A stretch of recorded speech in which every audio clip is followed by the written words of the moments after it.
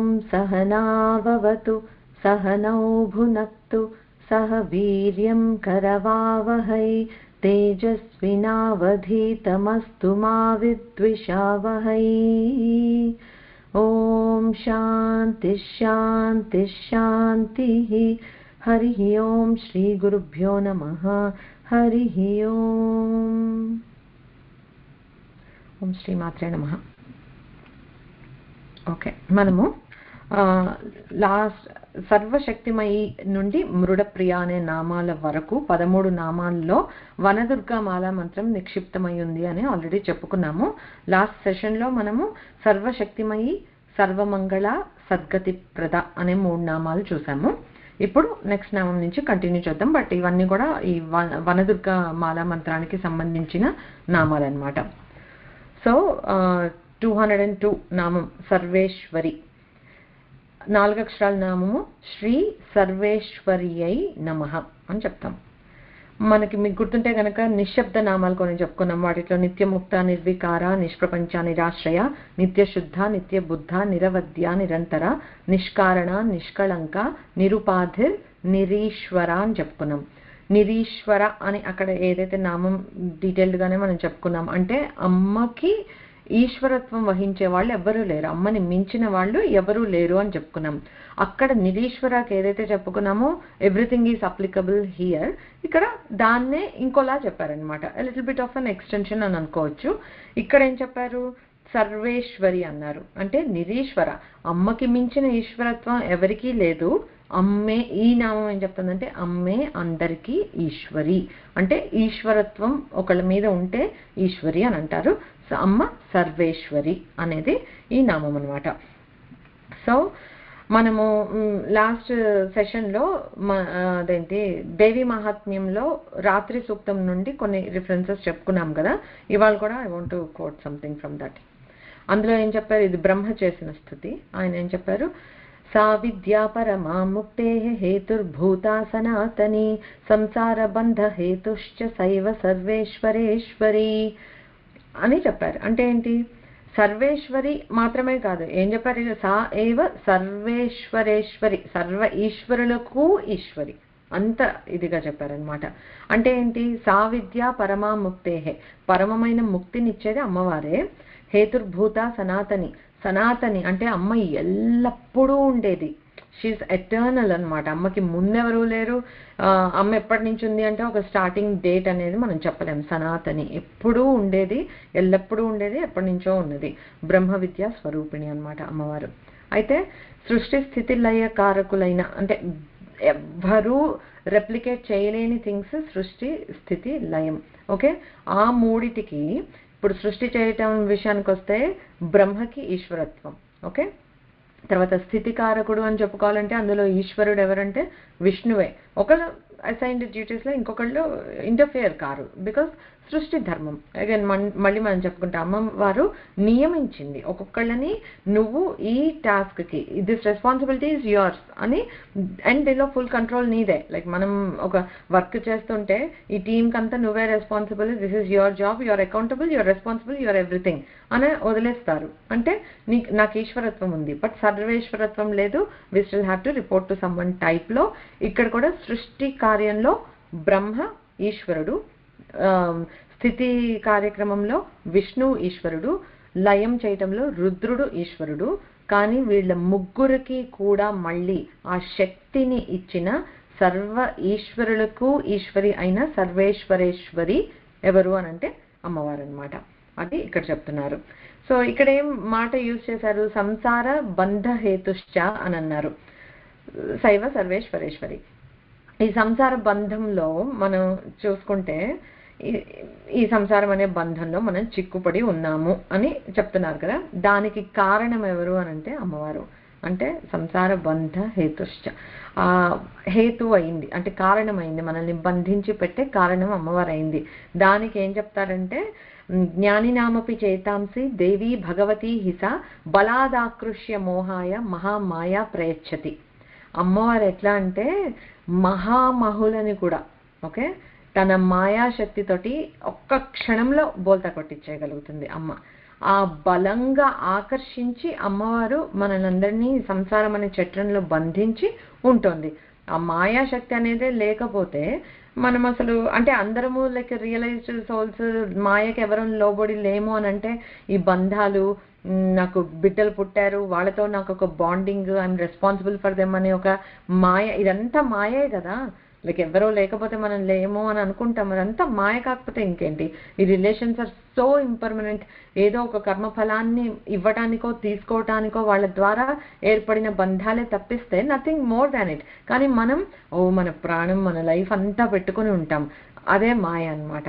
So అది we don't realize. As long as we are in the trap, మనం ట్రాప్లో ఉన్నాము అనేది రియలైజేషన్ మనకి రాదు.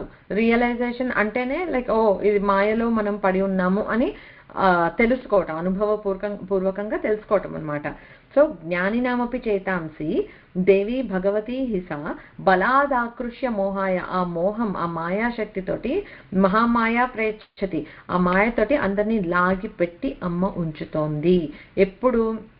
సో ఫర్ ఎగ్జాంపుల్ మనము పంచకృత్యాలు అని చెప్పుకుంటాం అమ్మవారికి, సృష్టి స్థితి లయ, ఇంతవరకు అందరం చెప్పుకుంటాం కదా. దాని తర్వాత ఇంకొక 2 ఉన్నాయి, తిరోధానము అనుగ్రహం.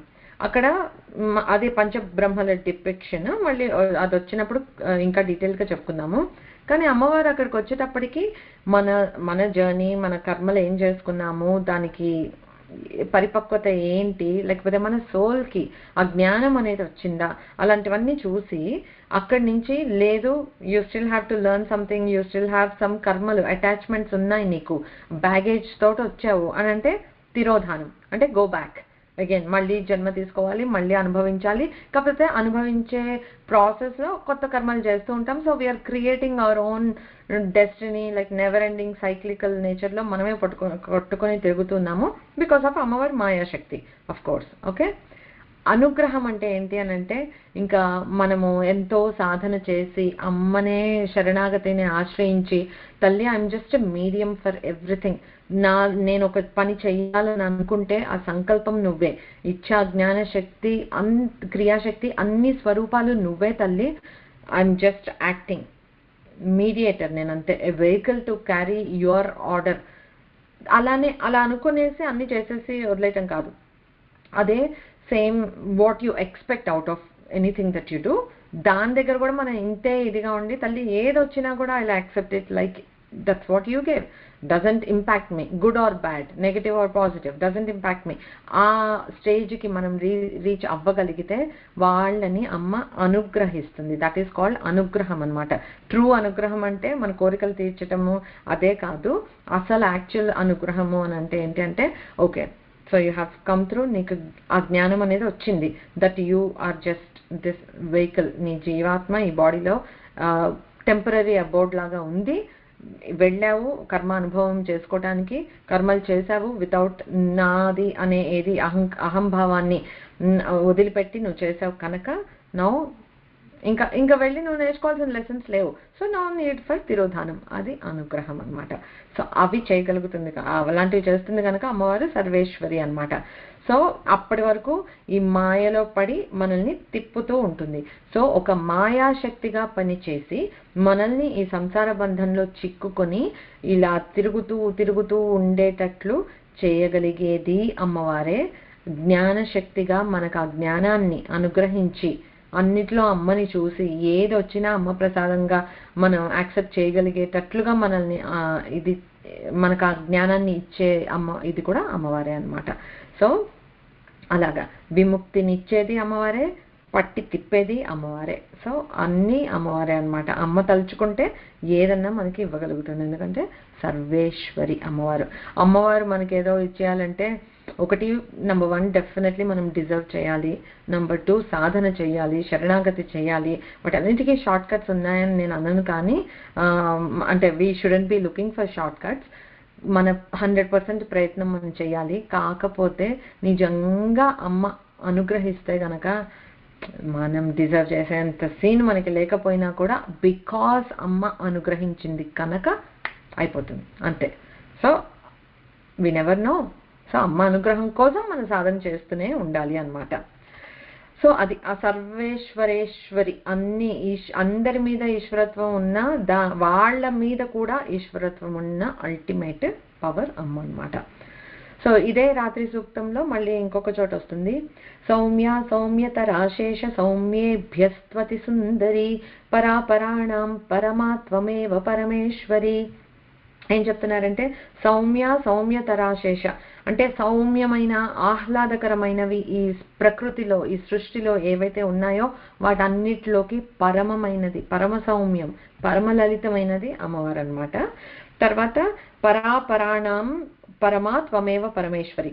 పరాపరాణం అంటే పర అంటే అలౌకికమైన సూక్ష్మమైన వాటిల్లోనూ, అపర అంటే లౌకికమైన వాటిల్లోనూ, అన్ని శక్తుల్లోనూ పరమా నీవే అంటే యు ఆర్ ద అల్టిమేట్ అని చెప్తున్నాం. పరమం అంటే సూపర్లేటివ్ అనమాట, ఇంకా దాన్ని మించి వేరొకటి లేదు అని.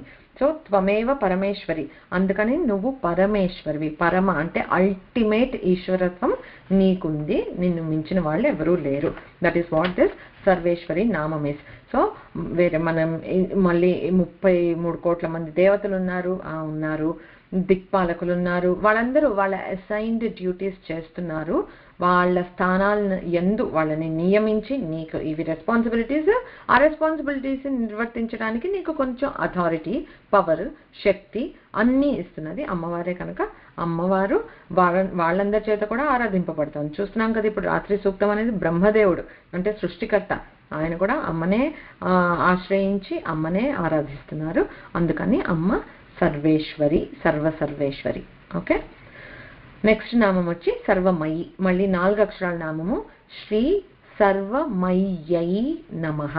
ఓకే, నామంగా చెప్పుకుంటే సర్వం అంటే ఈ విశ్వమంతటా నిండి ఉంది అమ్మవారు. సర్వమయి అంటే అదే అయ్యి ఉంది అని, విశ్వమంతా నిండి ఉందే కాదు, ఆ విశ్వమంతా తనే అయ్యి ఉంది, అది సర్వమయి అంటే మీనింగ్. ఈశావాస్యమిదం సర్వం యత్కించ జగత్యాం జగత్ తేన త్యక్తేన భుంజీథా మా గృధః కస్య స్విద్ధనం. ఇది ఈశావాస్య ఉపనిషత్తులో చెప్పిన వాక్యం అన్నమాట. ఇప్పుడు ఇక్కడ ఈశావాస్యమిదం సర్వం అని అన్నారు అంటే ఈశ్వరుడు గురించి చెప్తున్నారు. ఇక్కడ అమ్మవారిని చెప్పుకుంటున్నాం కనుక ఈశ్వరి. ఇప్పుడే చెప్పుకున్నాం కదా అమ్మ సర్వేశ్వరి అని. ఈ ఈశ్వరుడు లేకపోతే అమ్మవారు ఈశా ఆవాస్యం అంటే వ్యాపించి ఉండటం అన్నమాట. వ్యాపించి ఉన్నది ఎక్కడ?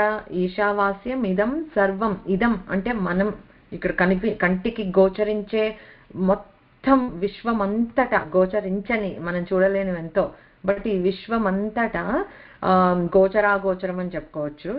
వాటన్నిటి నిండి వ్యాపించి ఉంది కనుక ఇక్కడ ఈశావాస్యమిదం సర్వం యత్కించ జగత్యాం జగత్, ఈ జగత్తు మొత్తంలోనూ పూర్తిగా వ్యాపించి ఉంది అమ్మవారు అని చెప్తున్నారు. అయితే ఇది ఉపనిషత్తులో వచ్చిన వాక్యం కదా. ఉపనిషత్ ఏమి అంటే సాఫ్టన్ చేసి అట్లాగా చెప్పి అలా ఏం చేయదు, వెంటనే ఒక హెచ్చరిక కూడా చెప్తుంది. ఎందుకంటే అల్టిమేట్ రైట్ వేదాంతం చెప్తుంది ఉపనిషత్తు. ఇక్కడ ఏం చెప్తోంది?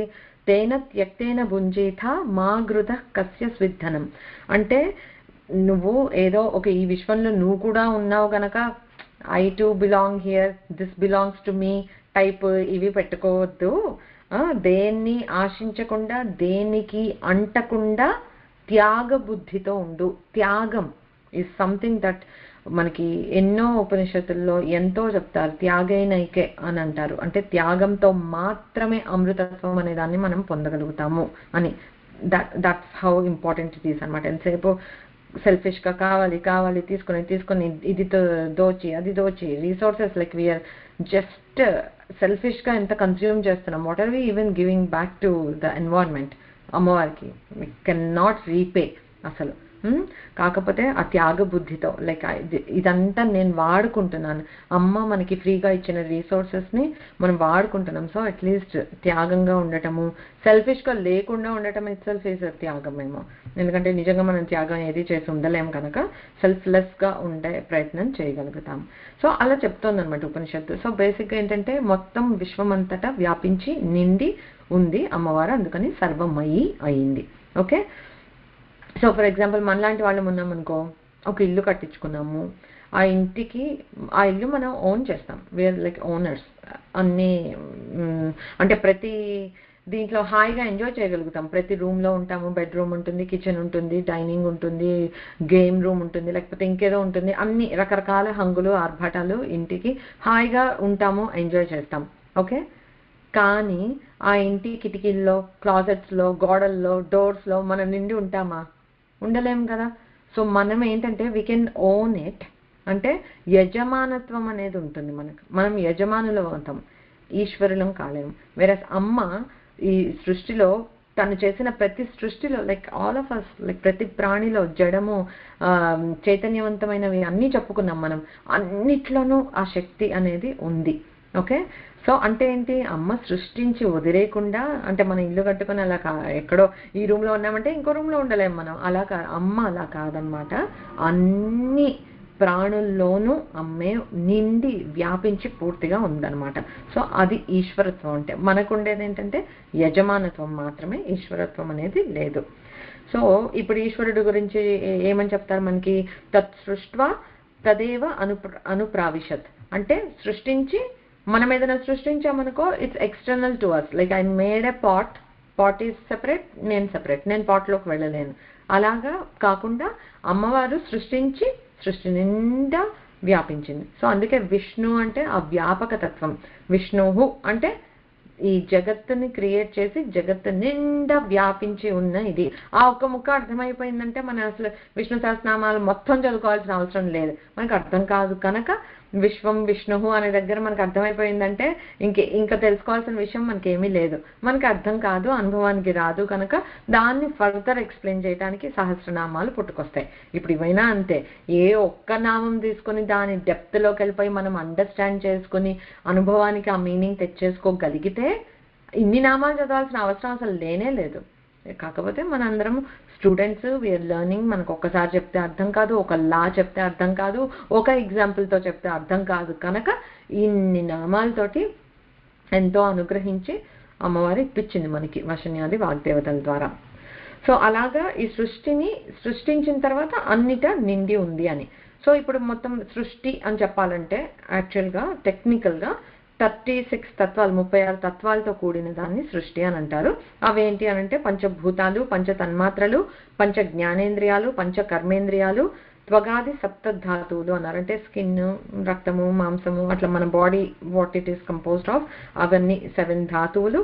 తర్వాత మనస్సు, ప్రాగ్, పశ్చిమ, దక్షిణ, ఉత్తరం 4 దిక్కులు, మాయా, శుద్ధ విద్య, మహేశ్వరుడు, సదాశివుడు, ఇవి 36 తత్వాలుగా చెప్తారు. అగైన్ ఈ తత్వాలు కొంచెం బ్రేకప్ లిటిల్ బిట్ డిఫరెంట్ ఉంటుంది డిపెండింగ్ ఆన్ మనము ఎందులో నుంచి తీసుకున్నాము. అమ్మవారి గురించి చెప్తుంటే ఒకలాగా ఉంటాయి, but overall concept is the same.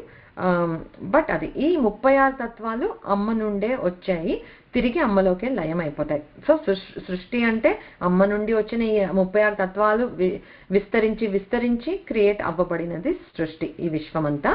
When ప్రళయం, మహాప్రళయం ఎప్పుడైతే వస్తుందో మొత్తం మళ్ళీ విత్డ్రాల్ అయిపోతుంది అమ్మలోకే. అందుకే అమ్మని సర్వం కల్విదం బ్రహ్మ అన్నారు. అంటే అన్నీ వచ్చింది అమ్మ నుండే, కలిసిపోయేది అమ్మలోకే, ఎప్పుడూ ఉండేది ఆ బ్రహ్మతత్వం మాత్రమే అనేది. అది సర్వమయి అనే నామానికి అర్థం. తర్వాత నెక్స్ట్ 3 నామాలు ఏంటి మనకి, సర్వ మంత్రస్వరూపిణి, సర్వ మంత్రస్వరూపిణి, సర్వ యంత్రాత్మిక, సర్వతంత్ర రూప. సో ఈ 3 నామాలు ఉన్నాయి. 3 నామాలు ఇంటర్ రిలేటెడ్. ఒకసారి వెరీ హై లెవెల్గా ఒక చిన్న ఎగ్జాంపుల్ తోటి చెప్తాను, so that we understand and then will look into detail. ఈ మనము ఇక్కడ ఏం చెప్పారు, సర్వ మంత్ర స్వరూపిణి అంటే ఫస్ట్ దాంట్లో మంత్రమయమమ్మ అని చెప్పుకుంటున్నాం. తర్వాత యంత్రాత్మిక అంటే యంత్రమయము, తంత్ర రూప తంత్రము. సో ఇక్కడ 3 వాడాం, మంత్రము, యంత్రము, తంత్రము అనేవి. ఆ మూడిటికి ఉండే ఇంటర్ రిలేషన్ ఏంటో ఒకసారి చూద్దాం. ఒక చిన్న ఎగ్జాంపుల్ తోటి అర్థమయ్యేటట్లు చెప్పాలి అని అంటే, ఒక దీపపు కుంది ఉందనుకోండి, ఆ దీపపు కుంది అనేది దట్స్ ద ఇన్స్ట్రుమెంట్, యంత్రం అది. Okay, that is the thing, వస్తువు అక్కడ ఉన్నది, అది యంత్రం అని అనుకున్నాం అనుకో. తంత్రం అంటే ఏంటంటే ఇట్స్ లైక్ ఇన్స్ట్రక్షన్ మాన్యువల్ అని అనుకోవచ్చు. తంత్రం అంటే ఏదో తాంత్రికం అంటే మనకు ఒక ఒక కైండ్ ఆఫ్ మీనింగ్ ఉంది కదా, అలా కాదు. తంత్రం అంటే టెక్నికల్ ఆస్పెక్ట్స్ ఉంటాయి అన్నమాట. దీంట్లో ఏం చేయాలి, నూనె పోయాలి లేకపోతే నెయ్యి పోయాలి, నీళ్లు పోసి ఒత్తి పెడితే వెలగదు, like those are the things అనమాట. బేసిక్గా ఆపరేషనల్గా ఎలా చేయాలి అనేదాన్ని ఉండేది తంత్రం. సో ఎన్ని ఒత్తులు వేయాలి, లేకపోతే ఒత్తి వేసి నూనె నెయ్యి వేసి మ్యాచ్ స్టిక్ తోటి లైట్ చేసి ఇట్లా పెట్టాలి, అదంతా ఉండేది తంత్రం అని అంటారు. తర్వాత మంత్రం అనేది యాక్చువల్ దీపం అని అనుకుందాం. ఓకే, ఆ వెలుగు ఏదైతే ఉందో అది మంత్రం. సో ఒక ఉపాసన మనం చెయ్యాలి అని అంటే, ఒక పూజ చేస్తున్నాము మనము, ఉపాసన చేస్తున్నాము అని అంటే all of these things go together. So నేను మంత్రం ఏం చేస్తాను, నాకు తంత్రాలు పడవండి, రాదు కాదు. తంత్రం అని అంటే the technicality of doing something. Okay, so మంత్రము తంత్రము యంత్రము మూడు కలిసి ఉండేదే ఉపాసన అనమాట. సో ఆ మూడు అమ్మే అనేది ఎలా చెప్తున్నారు అనేది మనం ఇక్కడ నామాల్లో చూద్దాం. ఓకే, ఫస్ట్ నామం వచ్చి సర్వ మంత్ర స్వరూపిణి. ఓకే, ఈ సర్వమంత్ర స్వరూపిణి అనేది 8 అక్షరాల నామము. శ్రీ సర్వమంత్ర స్వరూపిణ్యై నమః అది నామంగా చెప్పుకుంటే. సో మనము మల్టిపుల్ టైమ్స్ చెప్పుకున్నాము, మళ్ళీ ఇంకొకసారి. అక్షరాలు అనేవి 50 అక్షరాలు ఉన్నాయి. అమ్మ మాతృకావర్ణ స్వరూపిణి అంటే ప్రతి అక్షరము 50 అక్షరాలలో ఈ అక్షరం బాగుంది, అక్షరం బాగాలేదు లేదు, ఒక లాంగ్వేజ్ ఒకటి కావాలి లేకపోతే ఒకటి మాట్లాడాలి మనం అని అంటే ఆ 50 అక్షరాల్లో నుండే తీసుకోవాలి. మిక్స్ అండ్ మ్యాచ్ చేస్తే ఎన్ని పర్మిటేషన్స్ అండ్ కాంబినేషన్స్ తోటి కావ్యాలు కూడా రాసేయగలుగుతున్నాం మనం. బట్ ఒక చిన్న బీజాక్షరమైనా లేకపోతే ఒక పెద్ద కావ్యమైనా, వేదాలైనా, లేకపోతే మనం మాట్లాడుకునే తుచ్చమైన జల్పం మామూలు మాటలైనా కూడా వాటన్నిటికీ ఆధారం అనేది ఆ 50 అక్షరాలే. వాటిని దాటి వేరొక మాటే లేదు. ఓకే, ఒకటి మాట, ఒక నాదం, ఒక సౌండ్, ఆ రెండు రావాలి అని అంటే 50 అక్షరాలే. సో వీటిలో మనం మంత్రాలంటే చెప్పుకున్నాం మనము, ఐ థింక్ ప్రీవియస్ సెషన్ ముందు సెషన్లోనో. ఈ ఎలా ఉంటాయి మంత్రాలంటే, ఏకాక్షరాలు పిండ మంత్రాలు ఉంటాయి, తర్వాత కర్తరి మంత్రాలు, బీజ మంత్రాలు, మహామంత్రాలు, మాలా మంత్రాలు, అలా రకరకాలు number of characters in that మంత్రాన్ని బట్టి it will be a big or small one. మనం మాలా మంత్రం అంటే చెప్పుకున్నాం, లలితా సహస్రనామాన్ని కూడా మాలా మంత్రం అనే అంటారు. అంటే ఇంత పెద్ద స్తోత్రం కూడా మంత్రమయమే అని, అంటే అందులో అన్ని బీజాక్షరాలు, అంత మంత్ర సంకేతాలు ఉన్నాయి మనకు తెలియనివి అని. సో అలాగా నంబర్ ఆఫ్ అక్షరాలను బట్టి ఆ టెర్మినాలజీ మారుతోంది తప్పితే వాటి అన్ని ఏది చూసుకున్నా ఈ 50 అక్షరాల్లోంచి పుట్టినవే అవి ఉన్నాయి. ఓకే, సో దీన్ని దాటైతే ఉండదు మనకి. మంత్ర రాశి మొత్తం చెప్తే 7,000,000 మంత్రాలు ఉన్నాయని అంటారు. సో ఆ 7,000,000 మంత్రాలైనా మనం మామూలుగా మాట్లాడుకునే మాటలైనా ఈ 50 అక్షరాలలో నుండే వచ్చాయి. ఓకే, సో అమ్మ మరి మాతృక వర్ణ స్వరూపిణి అని అంటే ఆబ్వియస్లీ ప్రతి మాటలోనూ అమ్మే ఉంది. ఓకే, సో ఆబ్వియస్గా మంత్రాలు అంటే బీజాక్షరాలతోటి ఒక పొటెన్సీ తోటి క్రియేట్ కాబడ్డ మంత్రాలు అవి, వాటిలో అవన్నీ అమ్మ స్వరూపమే అయి ఉన్నాయి అని అనమాట. దానికి ఏం చెప్తారంటే మంత్రవాచ్యార్థాః దేవతాః అంటే అని చెప్తారు. అంటే మంత్రం అనేది ఒక జడంగా జస్ట్ ఇక్కడ ఏదో ఉంది అది నేను చదువుతున్నాను అని కాదు. That's not what it is. ఒక జడం కాదు, మంత్రం చైతన్యవంతమైనది అని చెప్తున్నారనమాట. సో మనము ఆల్రెడీ మనకు తెలుసు అమ్మ మంత్రమయమైన శరీరం కలది అమ్మ అని మనం చెప్పుకున్నాం. ఇక్కడ శ్రీమద్ వాగ్భవ కూటైక స్వరూప ముఖ పంకజ కంఠాద కటి పర్యంత మధ్యకూట స్వరూపిణి శక్తి కూటైక తాపన్న కట్యర్థో భాగధారిణి. అంటే మనము ఇక్కడ వాగ్భవ కూటము ఒక పార్ట్, ఇక్కడ కంఠం నుండి ఇక్కడ కటి ప్రదేశం వరకు మధ్యకూటము, తర్వాత అక్కడి నుంచి కింద పాదాల వరకు శక్తి కూటమి, 3 కూటములు ఉంటాయి అని చెప్పుకున్నాం మనం. అది మూల మంత్రాత్మిక మూలకూట త్రయ కళేబర. అమ్మవారు మూల మంత్రం ఏదైతే ఈ శ్రీ విద్యలో ఏ మూల మంత్రం ఏదైతే ఉందో మంత్ర ఆత్మిక, అంటే అదే అమ్మ అయి ఉంది అని చెప్తున్నారు. మూలకూట త్రయ కళేబర. సో అమ్మ కళేబరం అంటే ఏదో మనలాగా మాంసంతో ఈ చర్మము మనలాగా ఫ్లెష్ అది ఉంది అలా అనుకోకూడదు అనమాట. అమ్మ సాకార రూపం మనకి అందుకోవటానికి ఆ రూపంలో మన కోసం అమ్మ కరుణతో ఆవిర్భవించిన అమ్మ ఒరిజినల్ రూపం ఈజ్ దట్ మంత్ర స్వరూపం. అంతెందుకు అమ్మ పెట్టుకునే ఆభరణాలు, అమ్మ పట్టుకునే ఆయుధాలు ఇవన్నీ కూడా చైతన్యవంతమైనవని చెప్పుకుంటున్నాం. మరి అసలు అమ్మ ఒక మనలాంటి దేహం అని అనుకోగలమా? సో అదే ఇక్కడ చెప్తున్నారు, మూల కూటత్రయ కళేబర. ఈ మూల కూటమి ఏదైతే ఉందో ఆ కూటత్రయం అదే అమ్మ కళేబరం. అమ్మ శరీరం అని అంటే ఆ మంత్రమే, ఆ మంత్రంలో ఉన్న 3 భాగాలే ఇలాగా అని చెప్పారు మనకి. సో ఈ 3 ఇప్పుడు ఒక అమ్మమయం అనేది మనం గుర్తుంచుకోవాలి. అంటే మాట ఒకటి, అంటే పలుకుతున్నాము, ఉచ్చారణ చేసినప్పుడు ఒక నాదం అనేది వస్తుంది కదా, ఓం ఐం శ్రీం అలా అన్నప్పుడు ఒక నాదం అనేది వస్తుంది.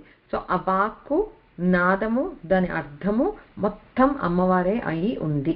అది సర్వమంత్రాత్మిక అంటే అన్నమాట, సర్వమంత్ర స్వరూపిణి, పంచదశి స్వరూపిణి అమ్మవారు. ఓకే, అది మనం గుర్తుంచుకోవాలి.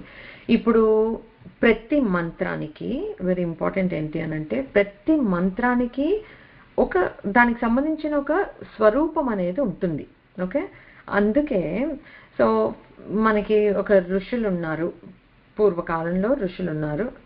పూర్వకాలం అని అంటే ఎందుకు, కొద్దిగా రీసెంట్ పాస్ట్లో కూడా ఉన్నారు ఇలాంటి వాళ్ళు ఏం చేస్తారనంటే, ఒక మంత్రం ఉంది, ఆ మంత్రాన్ని అక్షరాలు జపం చేయటము, లేకపోతే సిద్ధి చేసుకోవటం. అంటే ఏంటి అని అంటే, నువ్వు ఆ మంత్రం చేయగా మళ్ళా జపం త్రికరణ శుద్ధిగా చేసి అలా చేయగా మంత్రం సిద్ధించింది అని అంటే ఏంటి అని అంటే, ఆ మంత్రాధి దేవత వాళ్ళకి వశ్యం అవుతుంది, వాళ్ళకి సాక్షాత్కరిస్తుంది ఒక స్వరూపంగా తీసుకుని. ఎందుకంటే మనం ఆ నాదశక్తిని చూడగలమా?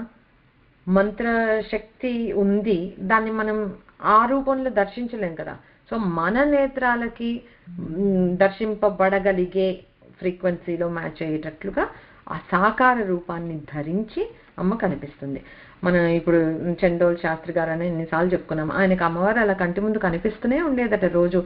ఎందుకు అనంటే ఆ మంత్రాన్ని ఆయన సిద్ధింప చేసుకున్నారు. అమ్మ మంత్రం ఇలా తిప్పేటప్పటికీ అమ్మ ప్రత్యక్షం అవుతుందా అంటే నమ్మకపోతే అది మన లాస్, మనకు అవ్వలేదు కదా అని ఎవరికి కాదు అని అనుకోవటం మన అజ్ఞానం, ఇంకంతే. అమాయకత్వం కూడా కాదు, అజ్ఞానం అనమాట అది.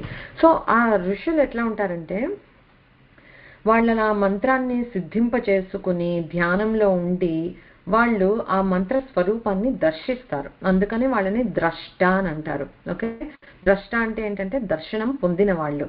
ఆ దర్శనం వాళ్ళు పొందారు కనుక ఈ మంత్రానికి అధిదేవత ఇలా ఉంటుంది, ఈ రంగు చర్మం ఉంటుంది, శ్యామవర్ణంలో ఉందా, ఎర్రటి వర్ణంలో ఉందా, తల్లి స్ఫటికంలో మెరిసిపోతుందా, అలాగా ఆ రంగు ఎలా ఉంది అనేది చెప్తారు.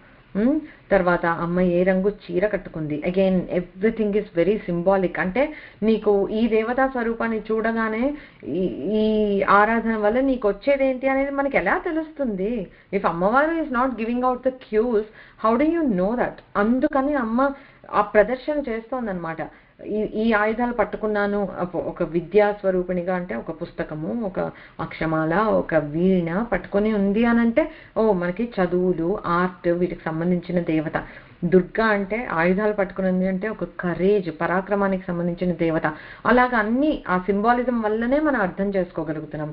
బట్ ఇలాంటి ద్రష్టలు ఆ దర్శనాన్ని పొంది మనలాంటి వాళ్ళ కోసం, వాళ్ళు దర్శనం పొంది వాళ్ళు అక్కడ వదిలేసి ఉంటే అసలు మనలాంటి వాళ్ళకి ఊహకు కూడా అందుతుందా అమ్మ తత్వం, అమ్మ స్వరూపం ఎట్లా ఉంటుందని? ఉండదు కదా. సో వాళ్ళు ఏం చేశారనంటే ధ్యాన శ్లోకాలు అనేవి మనకి ఇచ్చారు.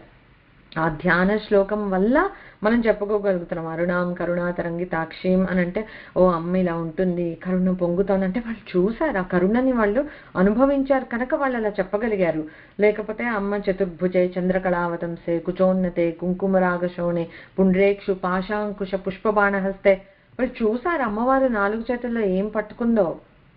ఆ చూసి అనుగ్రహంతో వాళ్ళు మనలాంటి వాళ్ళ కోసం రాశారు కనుక ఇప్పుడు మనం ఊహించుకోగలుగుతున్నాము. అమ్మ బ్లెస్సింగ్స్ ఉండి ఆర్ట్ ఉన్న వాళ్ళు గీయగలిగారు, బొమ్మలు శిల్పాలు చెక్కగలిగారు కనుక మనకి విగ్రహాలు అనేవి వచ్చాయి. ఇన్ని రకాలుగా ఇవాళ రోజున మనం కళ్ళు మూసుకుంటే ఆ ధ్యాన శ్లోకం చెప్తూ మనం కూడా ఆ రూపాన్ని స్ఫురణకి తెచ్చుకోగలుగుతున్నాం. అది ఆ ఋషుల అనుగ్రహం అన్నమాట. అందుకే మనం ఏ స్తోత్రం చేస్తున్నా ముందు ఆ ఋషిని తలుచుకుని వాళ్ళని ఏంటంటే ప్రతి శ్లోకానికి ఋషి ఏ ఛందస్సులో చెప్పబడ్డది ఈ మంత్రము, ఆ దేవత ఎవరు, ఆ షడంగాలని అంటారు. ఆ షడంగాలు ఏంటి అని అంటే ఋషి, ఛందస్సు, దేవత, బీజము, శక్తి, కీలకం. ఇవి చెప్పుకొని, అంటే టిపికల్గా మనం గురోపదేశం మార్గంలో వెళ్తూ ఉంటే కనుక ఒక మంత్రం దానికి సంబంధించిన చేయాలంటే ఇవన్నీ చెప్పుకొని న్యాసం చేసి మనలో ఆ దేవతని ఆవాహన చేసుకుంటూ అప్పుడు మనం జపం చేయడానికి అర్హత వస్తుందన్నమాట. అంటే అసలు ఆ థ్యాంక్ఫుల్నెస్ అనేది చూడండి ఆ కల్చర్లో ఎలా పెట్టారో మనకి. అంటే నో వాట్ యూర్ డూయింగ్, జ్ఞాత్వా కుర్వీత కర్మాణి, ఎవరిచ్చారు నీకు, అది ఏం చెప్పిచ్చారు, అవంతా నువ్వు తెలుసుకుని రిఫ్రెష్ చేసుకుని ఆ థ్యాంక్స్ చెప్పుకొని ఆ గురు పరంపర ద్వారా మనకి ఏదైతే వచ్చిందో అవన్నీ చెప్పుకొని ఆ వాల్యూ తెలుసుకుని మంత్రాన్ని చేస్తున్నాం. అంతేగాని బుక్లో నాకు ఏదో ప్రింట్ దొరికింది కదా నేను చదివేస్తాను అని అనుకుంటే అది ఫలించదు. సో అది అన్నమాట ఆ ఇంపార్టెన్స్. సో ఆ గురు పరంపరకి మనం ఆ విధంగా నమస్కారం చేసుకోవాలి.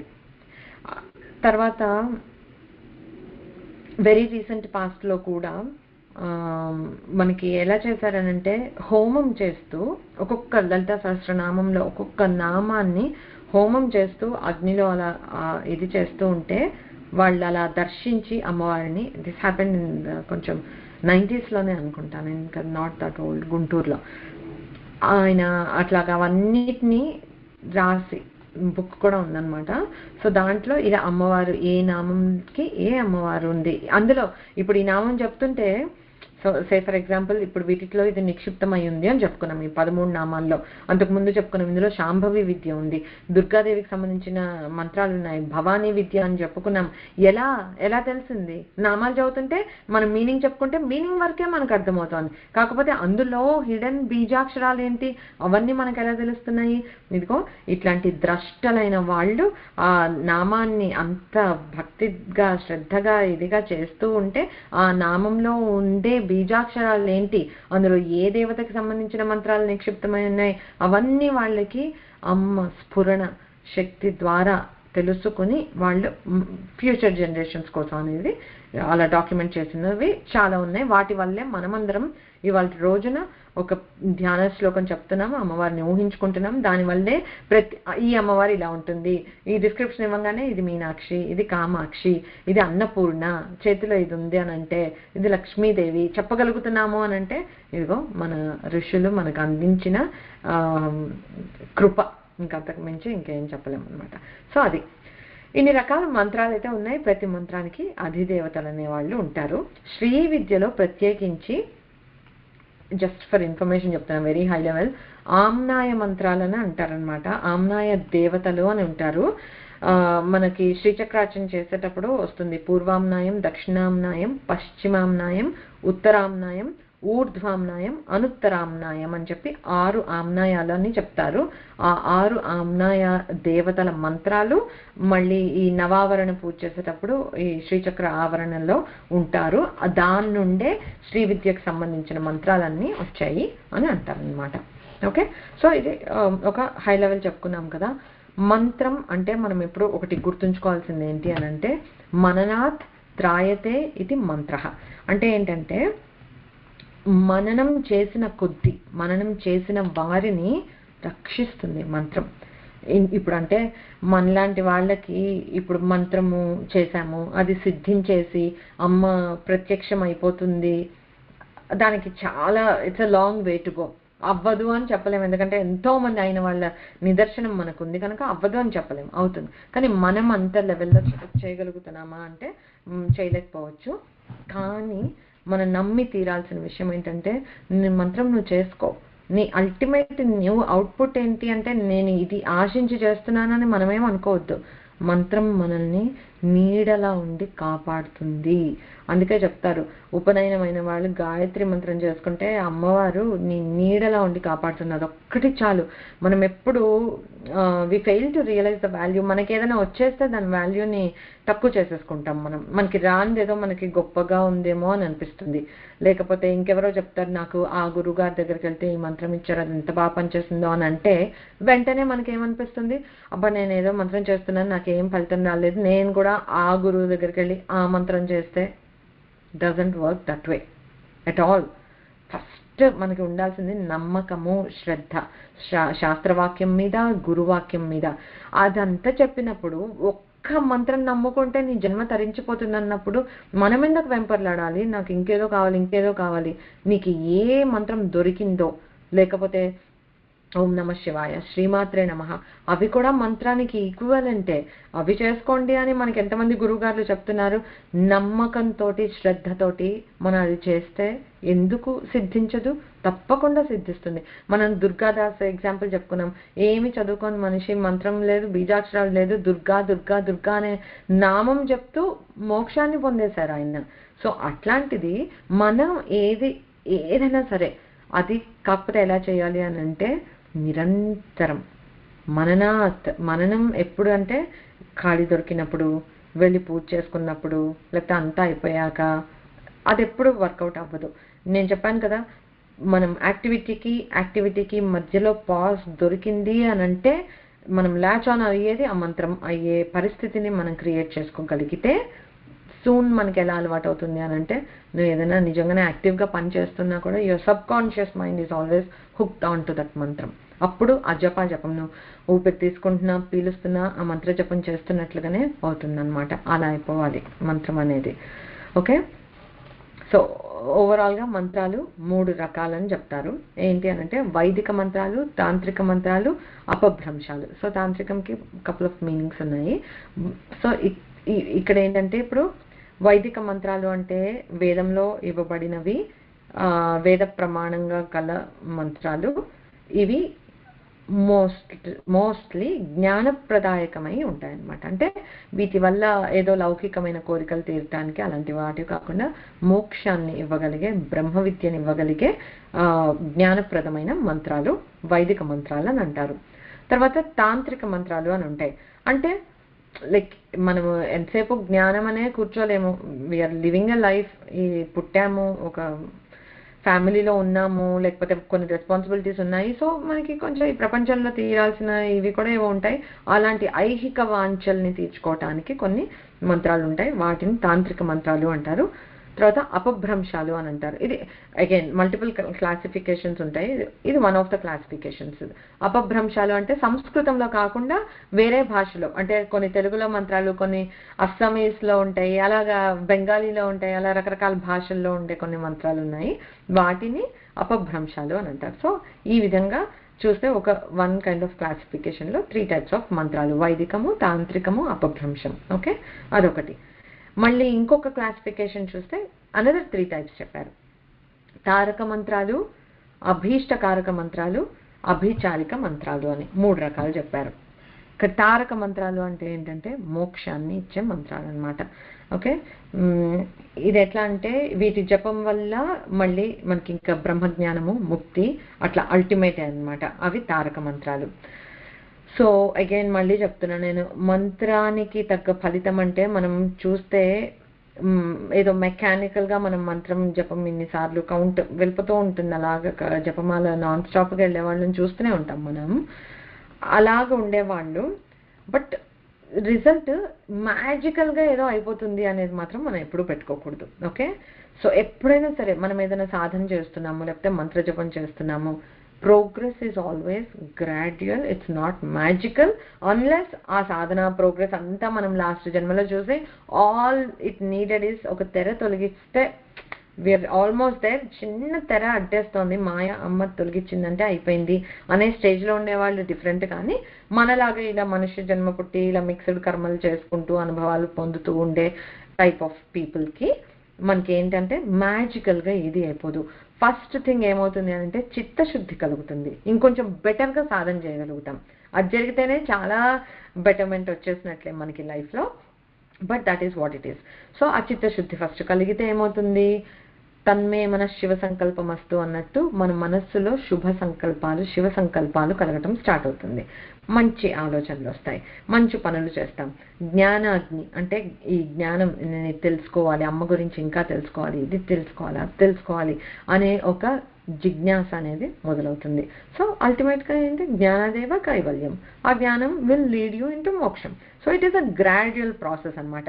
సో ఈ మంత్రం చేస్తే మోక్షం సిద్ధిస్తుంది. తారక మంత్రాలు చేస్తే మోక్షం అని అంటే ఇలా నేను తారక మంత్రం ఏదో చేసేసాను ఇట్లా మోక్షం వస్తుంది అని కాదు.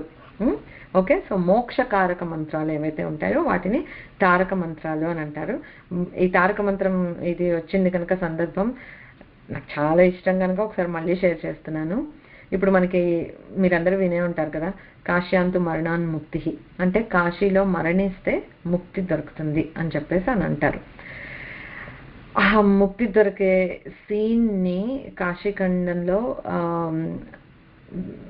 అంటే ఎంత బాగా డిస్క్రైబ్ చేస్తారు అని అంటే, ఇప్పుడు మరణకాలం అవసాన దశ అని అంటారు. ఇంకా మన ప్రాణాలు పోతూ ఉండే టైంలో కాశీలో ఉంటే కనుక మనము కాశీలో మరణిస్తే ముక్తి అని అన్నారు కదా. ముక్తి ఎప్పుడు జ్ఞానం లేకుండా రాదు. జ్ఞానాదేవ కైవల్యం, దట్స్ ద అండర్లైన్ చేసుకోవాల్సిందే. నువ్వు ఎంత పూజలు చేయి, ఎంత భజనలు చేయి, భక్తి విల్ లీడ్ టు జ్ఞానం. Everything, all paths will lead to జ్ఞానం. అండ్ అల్టిమేట్గా ఆ జ్ఞానం వచ్చిన తర్వాతనే ముక్తి దొరుకుతుంది అనమాట. సో అలాగా అవసాన దశలో ఉంటే ప్రాణం ఇంకా ఉత్క్రమణం స్టార్ట్ అయింది, ప్రాణాలు పోతాయనంటే like it's gradual withdrawal of పంచప్రాణాలు మనలో ఏవైతే ఉంటే ఒక్కొక్క ఇది విత్డ్రా అవుతూ ఉంటుంది అనమాట. దట్స్ హౌ ప్రాణం అనేది పోతుంది.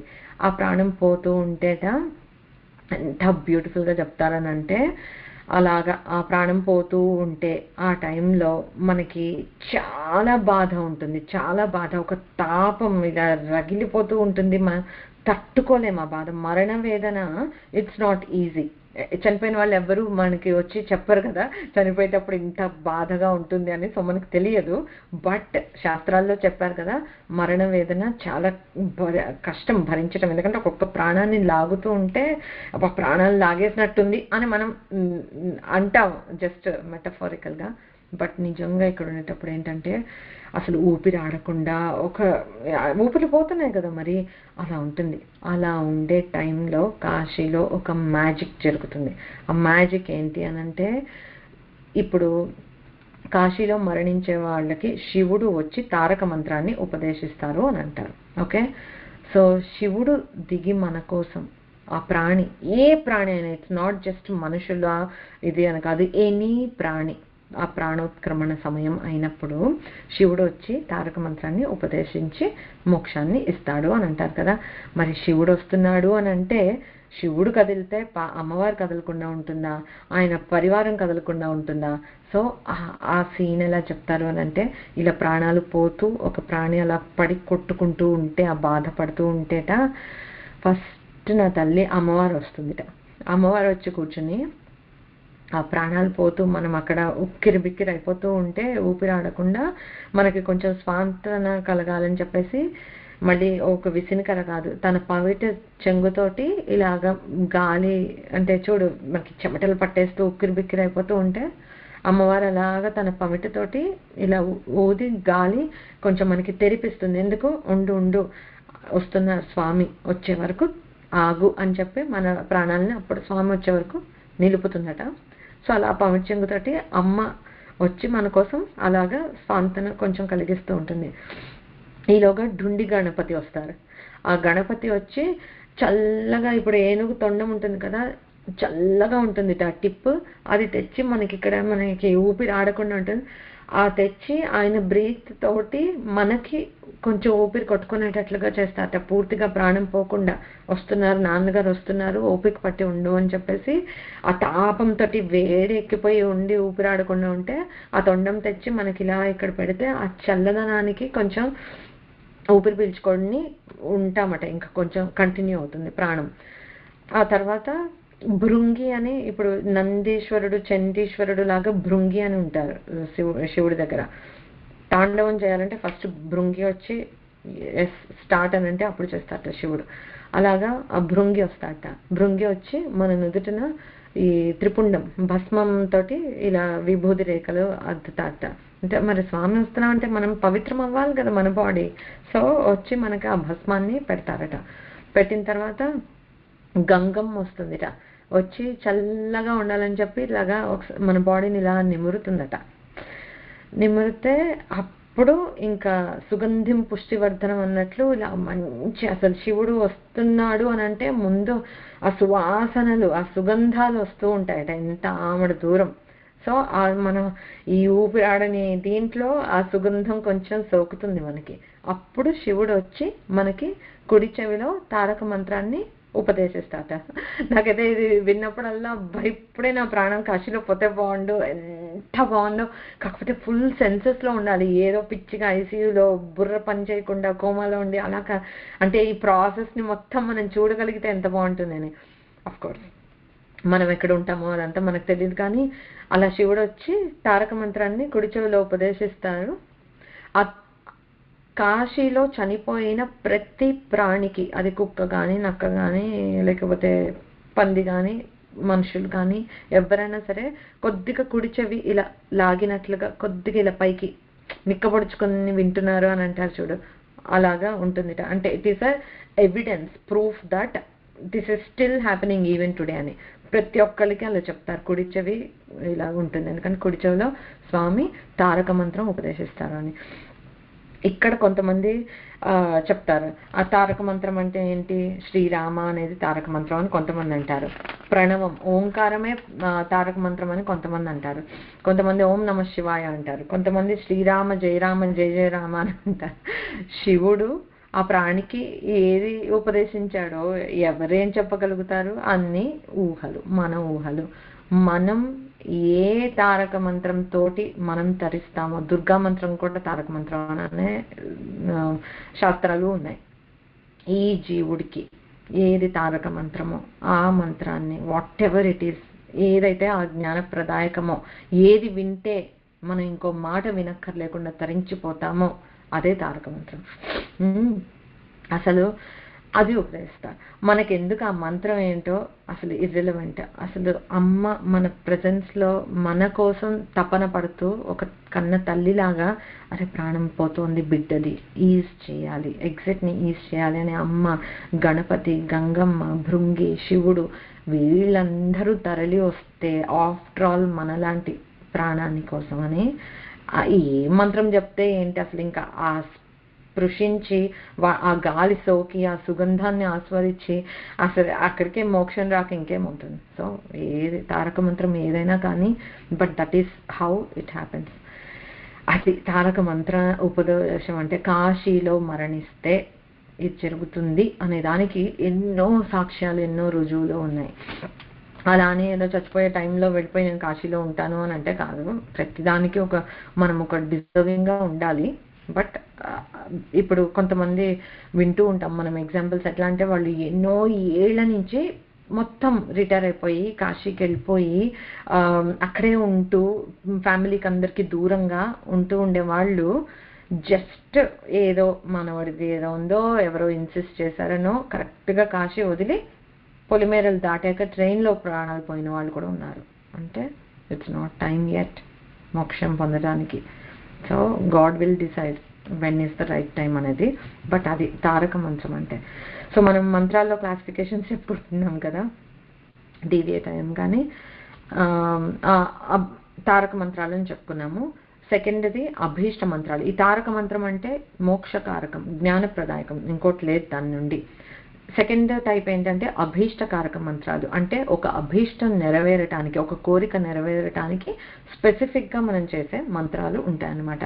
అది మన కష్ట సమయాల్లో ఉండేటప్పుడు, మనకు అవసరమైనప్పుడు, నిజంగా మనకి ఆ టైంకి కలిసి రావాలి అని ఉంటే ఎవరో ఒకరి ద్వారా, ఒక గురువు ద్వారా మనకి ఆ మెసేజ్ అనేది వస్తుంది.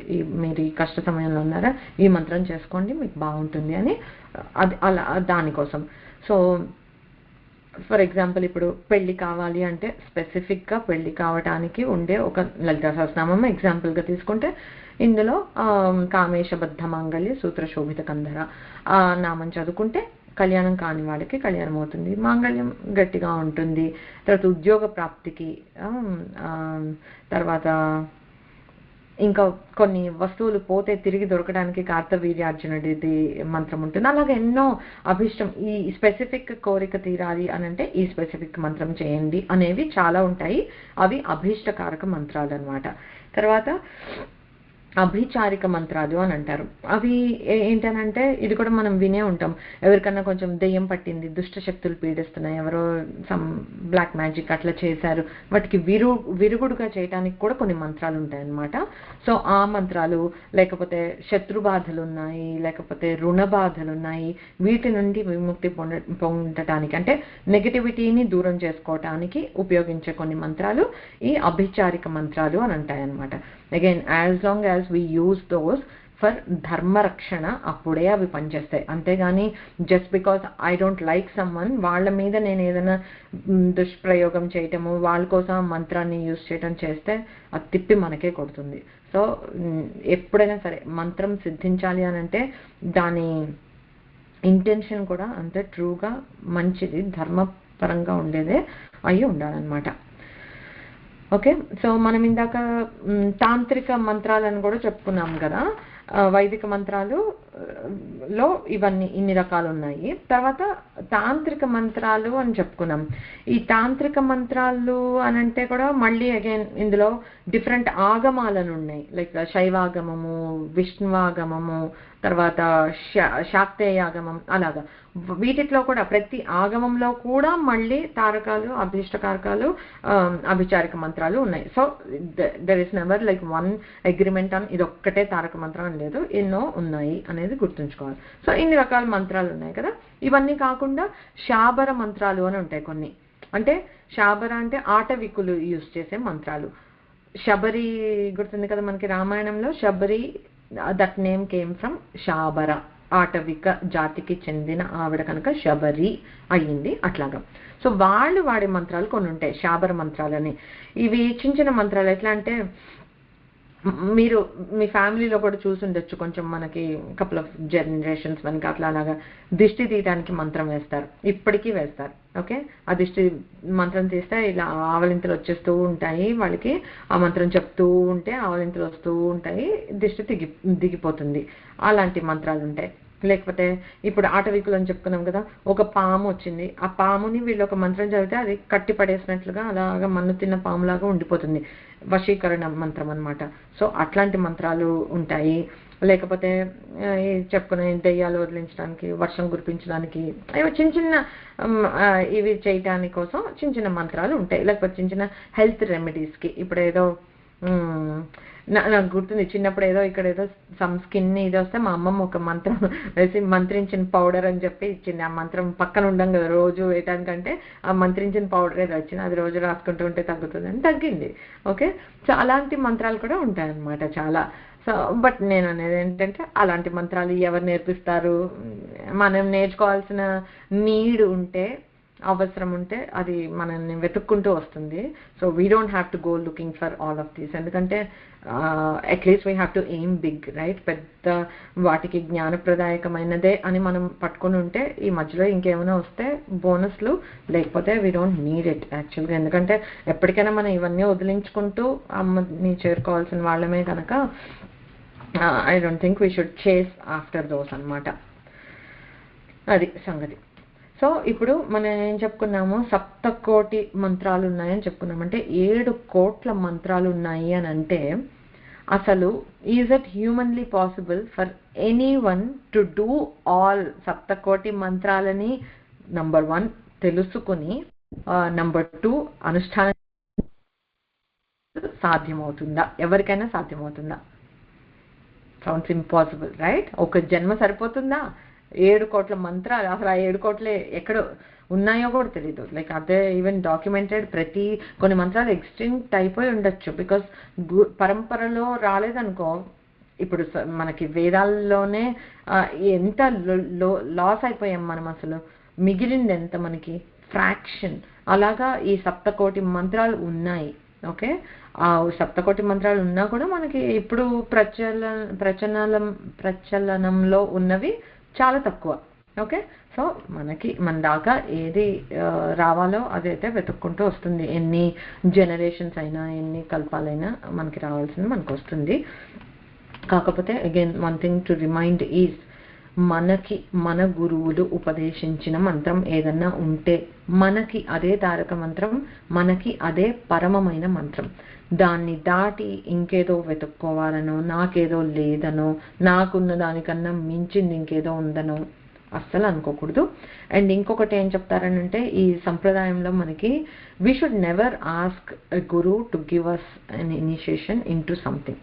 అది ఎప్పుడైనా సరే మనల్ని చూస్తే ఆ గురువుకి ఏ మంత్రం ఇవ్వాలి అని అనిపిస్తే వాళ్ళు దయతోటి వాళ్ళు ఇవ్వాల్సిందే, తప్పితే గురుగారు నాకు ఈ మంత్రం ఇవ్వరా, నాకు ఈ మంత్రం ఇవ్వరా అని అడగకూడదు అని అంటారు. ఓకే, దట్ ఈస్ లైక్ మనం ఇచ్చే రెస్పెక్ట్ అనమాట దానికి.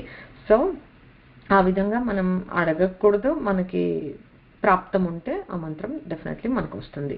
Now all that said and done, ఒకవేళ ఇప్పుడు మీకు ఎవరు నాకు అలాంటి ఒక సద్గురు లేరు, నాకు ఒక మంత్రోపదేశం అనేది ఎప్పుడు జరగలేదు అని అంటే, ఏదో లూజ్ అయ్యాను లేకపోతే నేనేదో మిస్సింగ్ అనే ఫీలింగ్ దయచేసి పెట్టుకోవద్దు. మనం ఏదన్నా నేర్చుకుంటున్నాము వీటన్నిటి ద్వారా అని అంటే ఏంటి అని అంటే, మనకి ఈ క్షణంలో నాకు ఏదైతే చెప్పబడిందో, లైక్ శ్రీమాత్రే నమః, మహామంత్రం అన్నారు, ఓం నమ శివాయ, శివాయ నమః, శివాయ గురవే నమః, మన దుర్గాయే నమః, ఎన్ని చెప్పుకుంటున్నాము, ఎన్ని నామాలు, ప్రతి నామము మంత్రమే. అమ్మ సర్వ మంత్రస్వరూపిణి, సర్వ మాతృకా వర్ణ స్వరూపిణి కూడా. సో ఒక పదం ఉచ్చరించామంటే అది అమ్మే. సో మనం ఏం చేయాలి అని అంటే, మనకేదో మంత్రం లేదు అని బాధపడద్దు, ఏదో మిస్ అవుతున్నట్లు ఫీల్ కావద్దు. చక్కగా శ్రీరామ ఏ నామం మనకి మనస్సుకి చక్కగా, దెర్ ఇస్ అ కాలింగ్, మనకందరికీ ఒక అనిపిస్తుంది, ఇది నాకు చాలా బాగా అనిపిస్తుంది అని. It's not probably something that is very అంటే అందరూ చేసేది కాకపోవచ్చు, కానీ you're more drawn towards some ఒక పర్టికులర్ నామం. మీరు అక్కడ విన్నది కొంత గురువుగారు చెప్తుంటారు, ఇప్పుడు మనకి ప్రవచనంలో ఈ నామం చక్కగా హాయిగా చేసుకోండి అందరూ అని చెప్తూ ఉంటారు. సో ఇప్పుడు గాయత్రి లేదు అని అనుకునే వాళ్ళకి ఏం చెప్తారు, దేవి భాగవతంలో సర్వ చైతన్య రూపాం తాం ఆద్యాం విద్యాం చ ధీమహి బుద్ధిం యానః ప్రచోదయాత్. ఇది అందరూ చెప్పుకోగలిగే గాయత్రి అని చెప్పారు. It's open out there, open source లాగా it's there, anybody can do it అని చక్కగా పెద్ద గురువు గారు చెప్పారు. అట్లాంటివైనా తీసుకొని హాయిగా చేసుకోమన్నవి చేసుకోవచ్చు కదా, లేని దాని గురించి బాధపడకుండా. బట్ నేను చెప్పేది ఏంటంటే, అలాగ మనం ఒక మంత్రాన్ని ఎంచుకున్నా, ఒక నామాన్ని ఎంచుకున్నా త్రికరణ శుద్ధిగా చేయాలి. ఓకే, ఈ నామంలోనే సర్వం ఉంది, అమ్మ ఇందులో ఉంది అనే నమ్మకంతో చేస్తే ఆ నామానికి కూడా అంతే బలం వస్తుంది. మనం ఎంత నమ్ముతామో అంత బలవంతంగా అవుతుంది అనమాట. So let us keep that in mind. సర్వ యంత్రాత్మిక సర్వతంత్ర రూప నెక్స్ట్ క్లాస్లో చూద్దాం, ఎందుకంటే మళ్ళీ ఇది మొదలు పెడితే I think it will be a big one, సర్వ యంత్రాత్మిక సర్వతంత్ర రూప. ఓకే, సో నెక్స్ట్ క్లాస్లో చూద్దాం. ఓం పూర్ణమదః పూర్ణమిదం పూర్ణాత్ పూర్ణముదచ్యతే పూర్ణస్య పూర్ణమాదాయ పూర్ణమేవావశిష్యతే. ఓం శాంతి శాంతి శాంతి. హరి ఓం. శ్రీ గురుభ్యో నమః. హరి ఓం. శ్రీమాత్రే నమః.